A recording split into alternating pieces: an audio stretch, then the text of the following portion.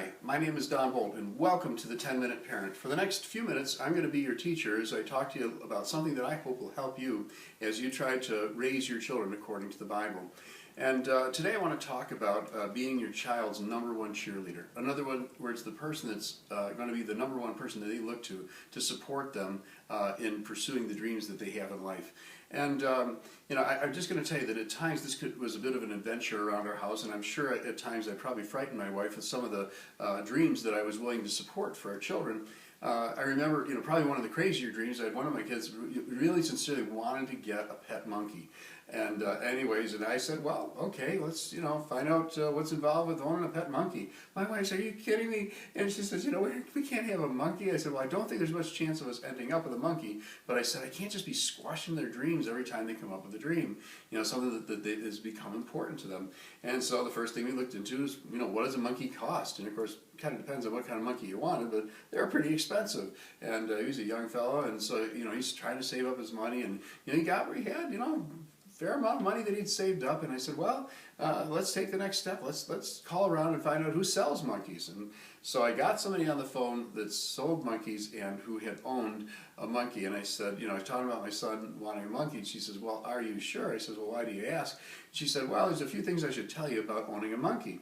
And I said, what is that? And she says, well, to own a monkey is to be bitten by a monkey. Nobody owns a monkey that hasn't been bitten by it. And when they bite you, the only way to keep them from biting you again is bite them back as hard as they bit you, and then they'll leave you alone. And I said, oh, this is going to be great. I says, hey, so I called my child over and I said, look, I want to put you on the phone with somebody who has owned one. And he was excited, of course. And he got on the phone and started finding out the realities of this and started realizing maybe this was not such a good dream. And he put that aside. But I have to help you to understand something. Being his number one cheerleader, the person that he was going to come to with his dreams, puts you in a great place as a parent, right? Because when he started having more realistic dreams, about going to college, about getting married, dreams about wanting to, go to a foreign country and do something for God, or, those kinds of things, well, who are they naturally going to go to? The people that have supported their dreams when they had crazy dreams when they were kids, because sometimes these dreams seem as crazy to them as the monkey seemed to you. And so, to be that person that they're going to come and look for. We talked about this in another video. We talked about being your child's first best source, being the person who is prepared to answer their questions. Well, this is something to encourage you to be the person who's there for their dreams.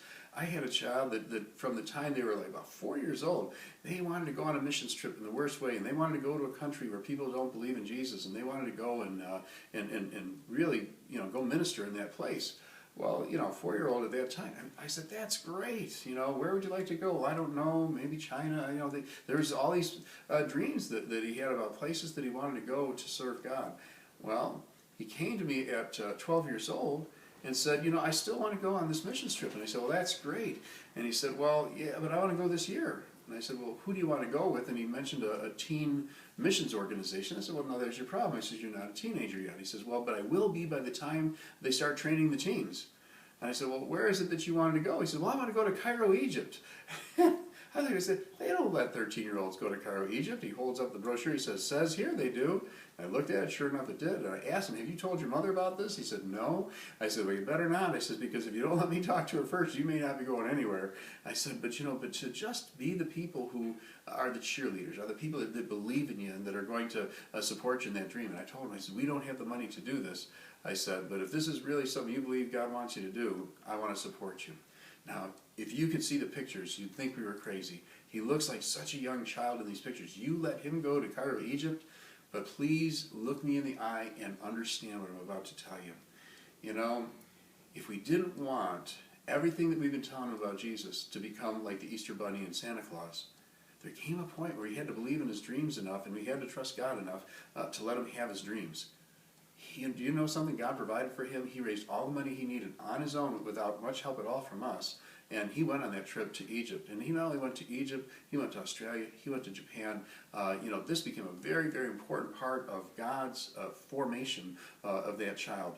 And, likewise, for my daughter, these were things that, I had a son that wanted to pursue music, and of course that can get expensive. We trusted God together and we believed in those things, and those became important things in the bond between us and those children as we became spiritual leaders, not just for their childhood years, but well into their adulthood, that they still are comfortable looking to us as people that will believe in their dreams and support them. And with that, I'm going to say God bless you, and we'll see you next time on the 10-Minute Parent.